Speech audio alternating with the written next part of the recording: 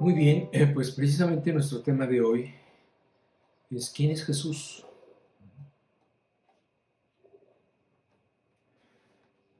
Bueno, yo creo que esta es una de esas preguntas que pueden tener muchas respuestas, pero podemos decir que la mayoría de ellas coincide en decir que Él fue pues un gran maestro, un gran hombre, alguien digno de seguir su ejemplo. Desgraciadamente en nuestro México, ¿verdad?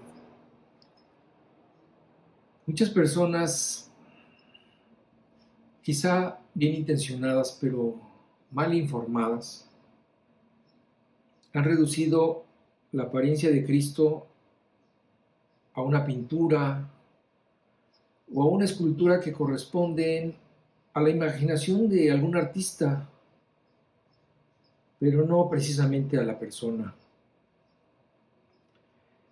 Históricamente no existe ninguna representación real de su rostro. No se encuentra registrada en ninguna parte. Y pensándolo bien, pues podría ser la de cualquier judío de Galilea, ¿verdad? Moreno, nariz aguileña, ojos oscuros y profundos, etcétera. Lo malo de estas representaciones físicas de Jesús es que pensemos que esa imagen, esa escultura o ese crucifijo tengan algún poder de protección o sean dignos de culto. Y de esta forma, caer en una de esas cosas que Dios reprueba y aún maldice, que es precisamente la idolatría. Muchos de los problemas que tuvo el pueblo judío con Dios fue precisamente cuando, dejándose influir por las costumbres de sus vecinos, adoraron otros dioses. Y esto trajo por consecuencia no solo que Dios se distanciara de ellos, sino que además los castigara severamente. Estoy hablando de la idolatría primaria, ¿verdad? De esa idolatría que hasta parece burda, esa idolatría a ídolos, objetos, representaciones físicas de Dios que finalmente están hechas con manos humanas. Claro, hay otra clase de idolatría que tiene que ver con otra clase de ídolos, porque en realidad la idolatría es adorar a cualquier cosa que no sea Dios. Algo muy común en el hombre, porque su corazón es una fábrica de ídolos. Debemos entender que esta idolatría primaria va más allá de ser una costumbre inocente o una tradición alentada o tolerada por algunas religiones. La idolatría es abominación para Dios. ¿Por qué? Pues porque ésta lo hace menos, porque reduce su grandeza a un objeto y porque pone de manifiesto también el no entender lo que realmente es Dios. Y además porque la idolatría puede ser un gran estorbo para buscar al Dios verdadero. Muchas personas se conforman con adorar a este tipo de cosas pensando que esto los vincula con Dios o que tienen algún contacto con Él, y esto les va a impedir a buscar realmente al Dios único y verdadero. Por esta razón, la idolatría está catalogada no solamente como una práctica primaria, ¿verdad? Como una práctica burda, no solamente como una abominación que puede producir una maldición, sino también como un pecado. Esto lo dejó muy claro Dios desde muy temprano, ¿verdad? Desde el momento en que Él dio los 10 mandamientos. Y esto lo podemos leer precisamente en Éxodo 20, versículo 3 al 5. Dice así: no tendrás dioses ajenos delante de mí, no te harás imagen ni ninguna semejanza de lo que esté arriba en el cielo, ni abajo en la tierra, ni en las aguas debajo de la tierra. No te inclinarás a ellas, ni las honrarás, porque yo soy Jehová tu Dios, fuerte, celoso, que visito la maldad de los padres sobre los hijos hasta la tercera y cuarta generación de los que me aborrecen. Es muy claro el mandamiento cuando dice, en primer lugar, no harás, y en segundo lugar, no te inclinarás ni las honrarás. Es muy concreto y muy específico este mandamiento de parte de Dios, de tal forma que nosotros no debemos tener miedo a desprendernos de estos ídolos si aún los tienes en tu casa, ¿verdad? O en tu coche, o en donde quiera que los tengas. Estas son costumbres que no le agradan a Dios. Y aunque muchas personas le hayan dado autoridad o poder o bendición a estos ídolos, en realidad para Dios no son nada. Son solo una distracción, son solo motivo de confusión, son solo una forma de apartarte de la verdad. Y además son solo un pedazo de pasta, ¿verdad? Son solo un pedazo de madera, de metal o de lo que estén hechos. Fíjate cómo habló de ellos Pablo en 1 Corintios 8, versículos 4 al 6. Aquí en Corinto no solamente adoraban dioses, sino que además les dedicaban alimentos y cosas. Y Pablo dice, acerca pues de las viandas que se sacrifican a los ídolos, dice, sabemos que un ídolo nada es en el mundo, y que no hay más que un Dios. Pues aunque hay algunos que se llamen dioses, sea en el cielo o en la tierra, como hay muchos dioses y muchos señores, para nosotros, sin embargo, solo hay un Dios, el Padre, del cual proceden todas las cosas, y nosotros somos para Él, y un Señor, Jesucristo, por medio del cual son todas las cosas, y nosotros por medio de Él. Es clarísima la palabra de Pablo, ¿verdad? Un Dios no es nada, un ídolo no es nada. Nosotros conocemos al verdadero Dios, al cual nosotros adoramos. Y el salmista va también En este sentido, al decir que si alguien adora a estos objetos inanimados, se convierte como ellos también en un ser inanimado. Fíjate cómo dice el Salmo 115, del versículo 1 al 8.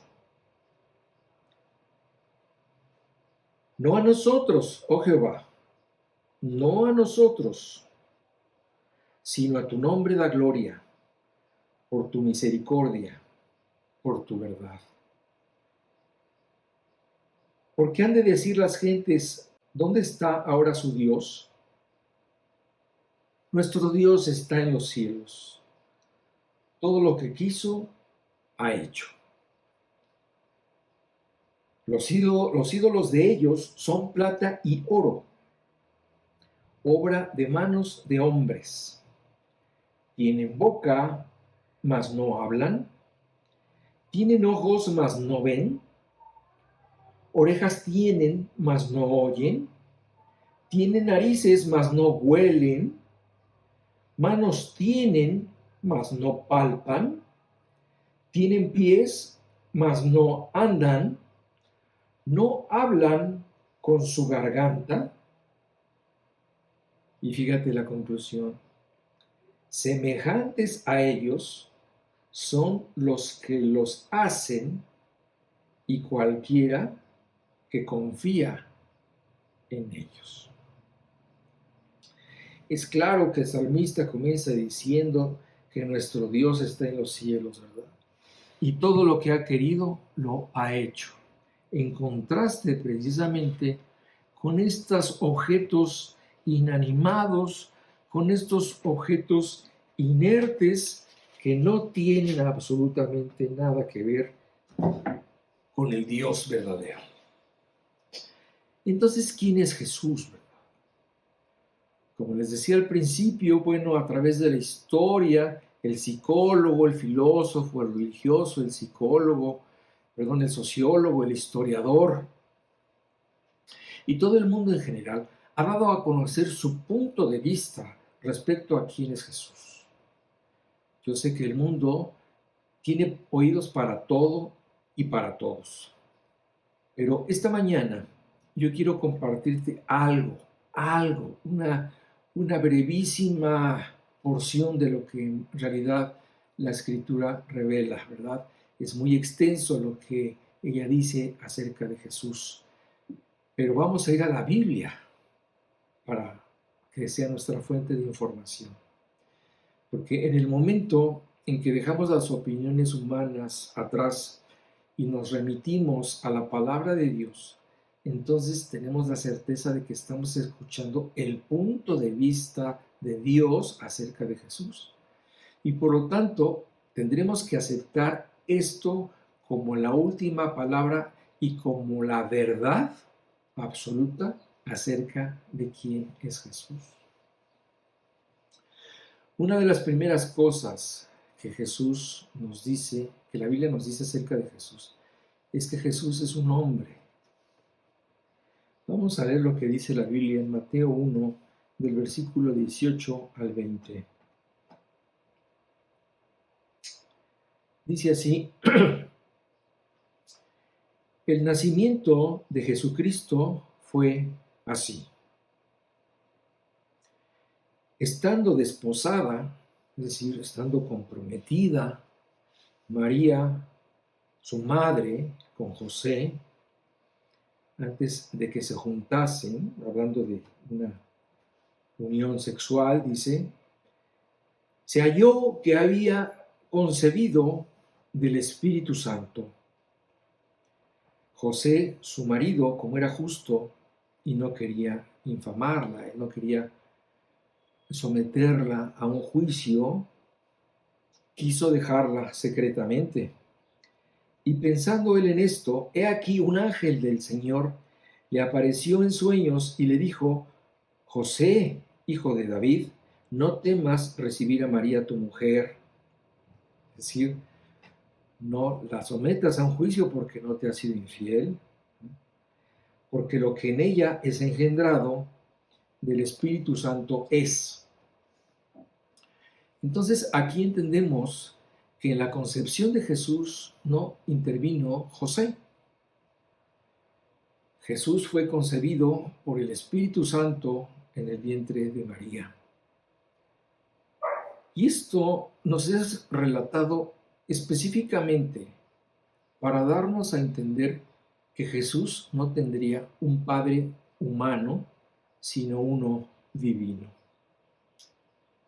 Ahora bien, es importante aclarar que Jesús no comenzó a existir el día que nació aquí en la tierra, ¿verdad? Él ya existía desde antes del mundo. Y Él, por lo mismo, nunca dejará de existir. Mira cómo dice en Juan 10:36. Está aquí precisamente Jesús hablando acerca de lo que hizo Dios Padre. Dice, al que el Padre santificó y envió al mundo, es decir, Jesús está hablando de él mismo. Dice, al que el Padre santificó y envió al mundo, vosotros decís, tú blasfemas porque dije, Hijo de Dios soy.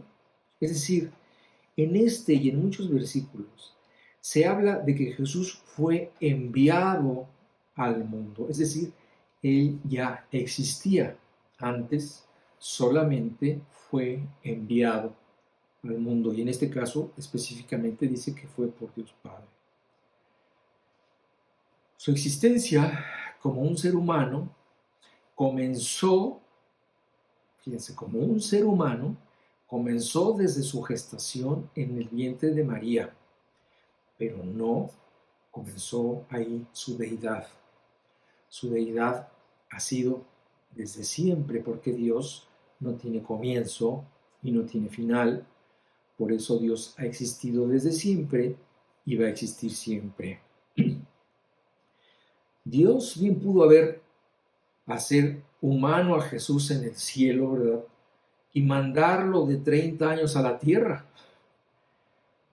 Pero Dios quiso someter a Jesús a una gestación humana para poder establecer desde el principio un vínculo directo con la humanidad, para tener la experiencia de ser un hombre y así poder entender sus sufrimientos, sus necesidades y poderse compadecer de nosotros. Dice el autor de Hebreos, por cuanto Él mismo, está hablando de Jesús, aquí el autor de Hebreos está hablando de Jesús, sí dice, porque Él mismo padeció siendo tentado, es poderoso para socorrer a los que son tentados.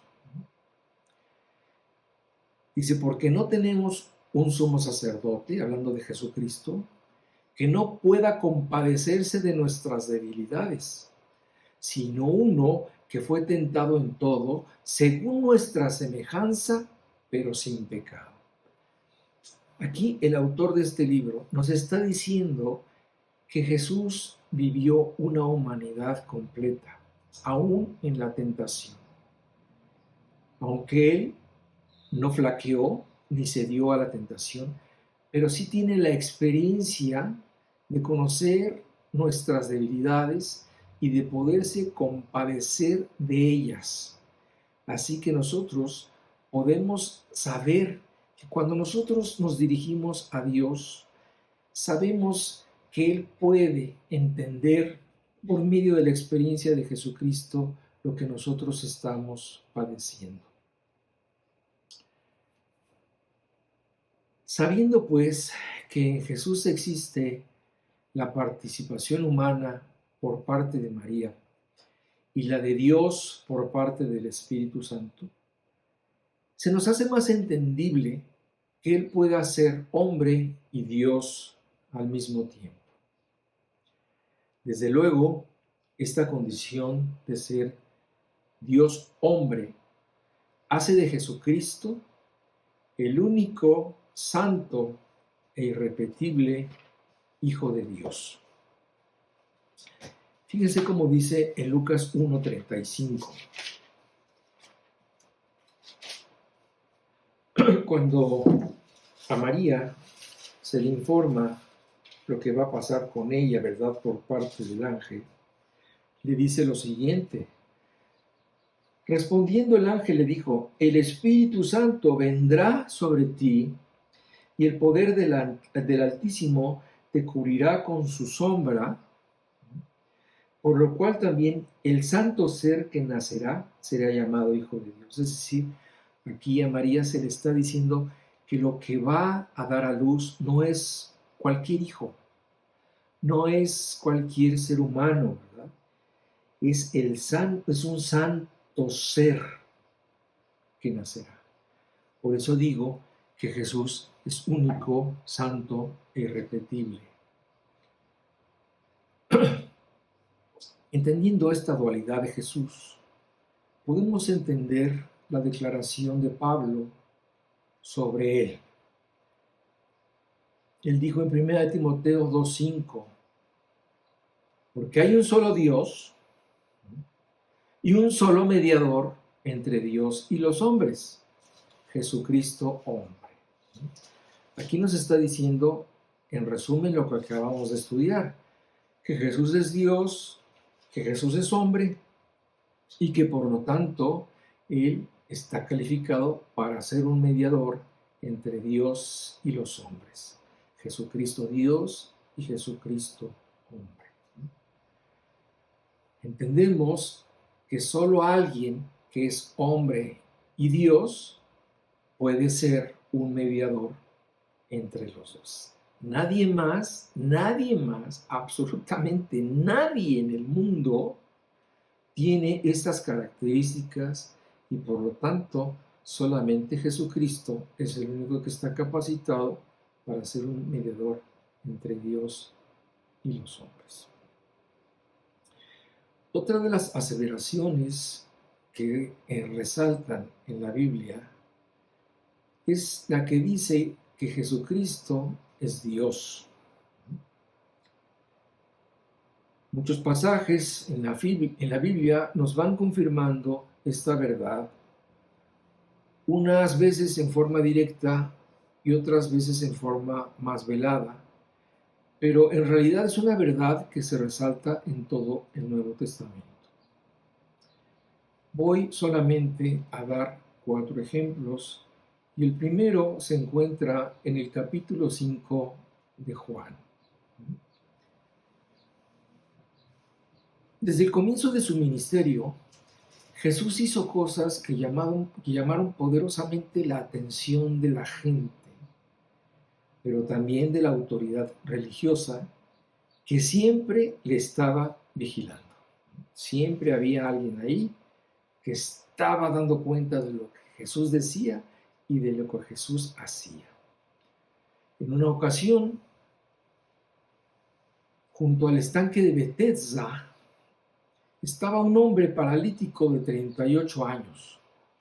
Y Jesús le dijo, levántate, toma tu lecho y anda. Y al instante aquel hombre fue sanado y tomó su lecho y anduvo. Entonces los judíos le dijeron que lo iban a matar por 2 razones. Porque hacía estos milagros en el día de reposo y también porque decía que Dios era su propio Padre, haciéndose igual a Dios. Fíjate qué contraste. Mientras la clase religiosa le decía, te vamos a matar porque haces estos milagros en el día de reposo y porque tú dices que Dios es tu Padre, esto está indicándonos que tú te crees igual a Dios. En Juan 10, en otra ocasión, Jesús dijo, yo y el Padre uno somos. Entonces los judíos volvieron a tomar piedras para apedrearle. Y Jesús le respondió, a ver, muchas buenas obras les he mostrado de mi Padre. ¿Por cuál de ellas me apedrean? Le respondieron los judíos, diciendo, por buena obra no te apedreamos, sino por la blasfemia, porque tú, siendo hombre, te haces Dios. En Juan 19, cuando Jesús estuvo ante Pilato en el juicio que precedería su muerte, tuvo mucho miedo, dice aquí en este pasaje, dice que él tuvo mucho miedo de Jesús porque los judíos le habían dicho que él mismo decía que era hijo de Dios. En Mateo 26, ya casi al final de su vida, Jesús fue llevado a juicio primeramente ante las autoridades judías de su tiempo, el famoso Sanedrín. Y entonces comenzó un interrogatorio por parte de Caifás, que era el sumo sacerdote. Y dice el texto, mas Jesús callaba. Entonces el sumo sacerdote le dijo, te conjuro por el Dios viviente, que nos digas si tú eres el Cristo, el Hijo de Dios. Ellos entendían, a través de muchos pasajes del Antiguo Testamento, que el Cristo era Dios. Entonces Jesús les dijo, tú lo has dicho. Entonces el sumo sacerdote rasgó sus vestiduras diciendo, ha blasfemado.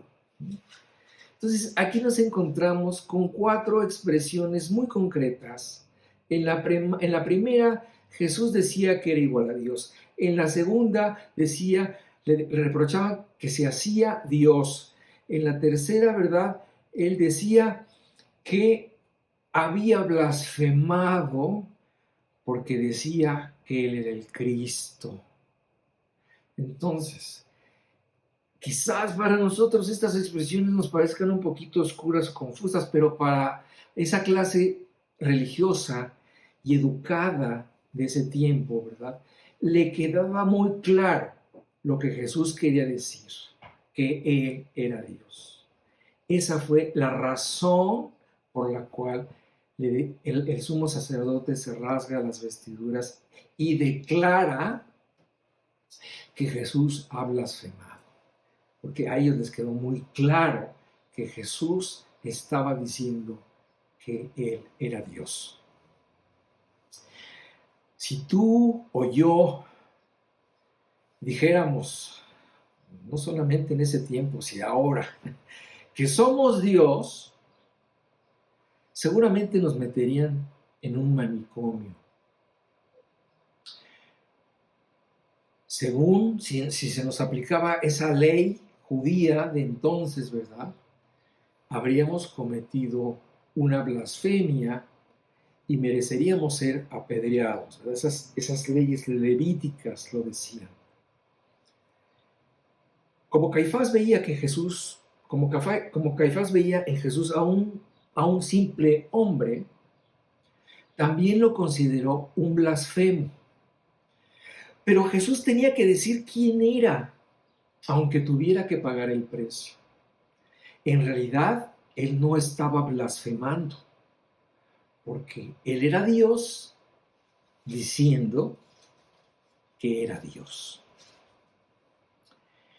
La expresión Hijo de Dios no va en el mismo sentido en el que nosotros lo entendemos humanamente. Jesús es Hijo de Dios porque fue concebido por Dios en su forma humana. Esto queda muy claro en Juan 1, versículo 1 y 14. Creo que esto va siendo claro, ¿verdad? Dice, en el principio era el Verbo, y el Verbo era con Dios, y el Verbo era Dios. Este versículo es muy profundo porque aquí habla de dos personas. Habla de que en el principio era el Verbo y el Verbo era con Dios. Es decir, aquí habla de que un verbo estaba con Dios. Se habla de dos personas. Y dice, y esa persona que estaba con Dios era Dios. Y dice el versículo 14, para revelarnos la identidad de quién era ese verbo. Dice, y aquel verbo fue hecho carne y habitó entre nosotros y vimos su gloria, gloria como del unigénito del Padre. Es decir, la gloria como la del Hijo de Dios. Entonces, aquí se están involucrados tres conceptos.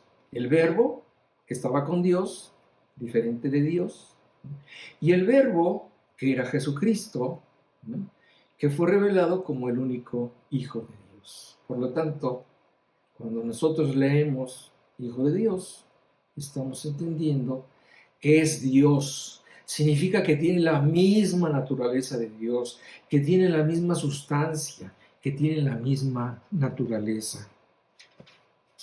Fíjate cómo lo dice Pablo, cómo lo dice el autor de Hebreos, en el primer capítulo, versículos 2 y 3. Dice así, en estos postreros días, Dios nos ha hablado por el Hijo, a quien constituyó heredero de todo y por quien asimismo hizo el universo, el cual siendo el resplandor de su gloria y la imagen misma de su sustancia, y quien sustenta todas las cosas con la palabra de su poder, habiendo efectuado la purificación de nuestros pecados por medio de sí mismo, se sentó a la diestra de la majestad en las alturas. Esta expresión dice que Jesús es la misma imagen, ¿no?, es la misma sustancia de Dios.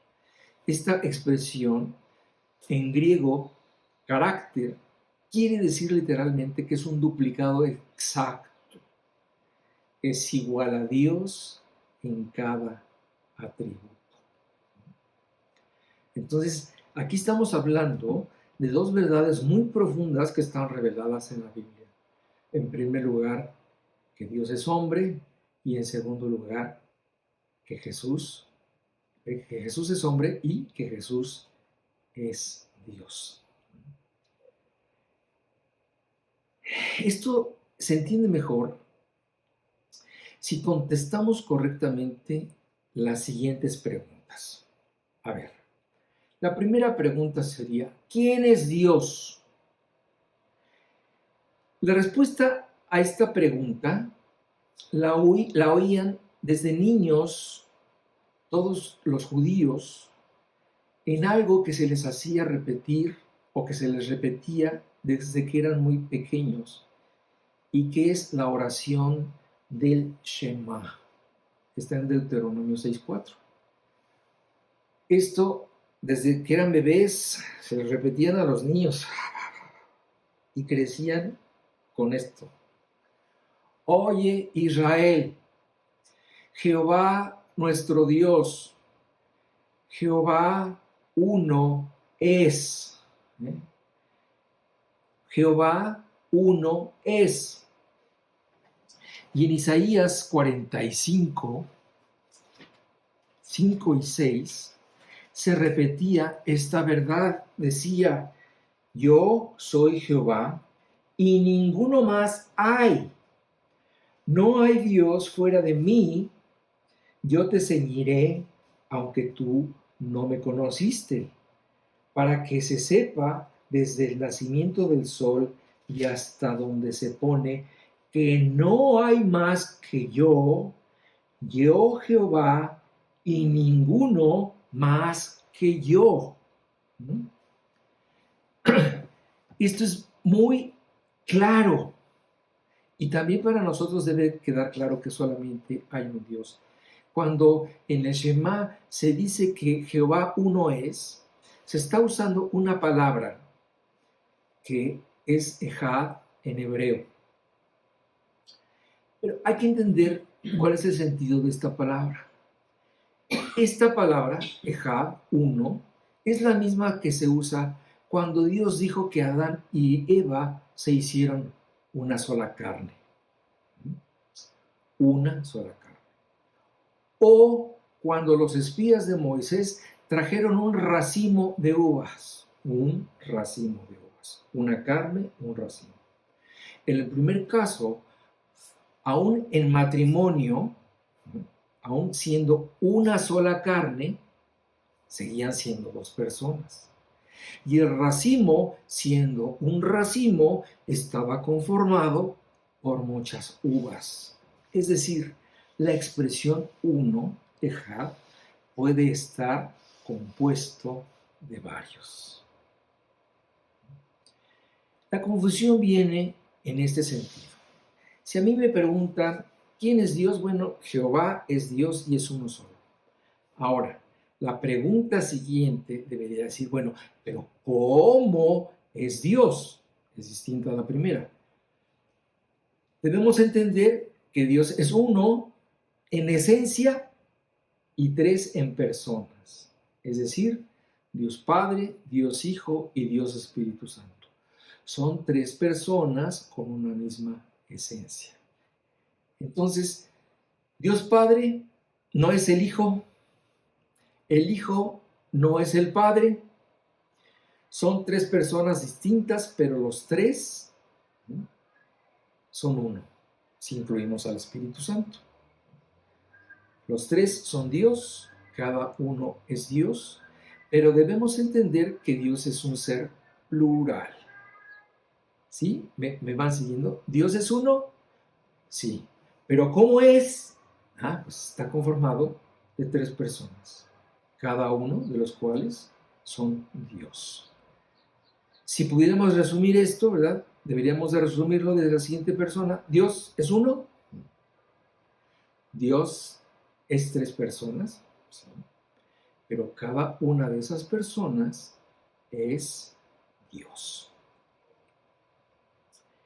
Esto a veces es difícil de entender para nosotros, porque no estamos acostumbrados a oír esto, desde luego.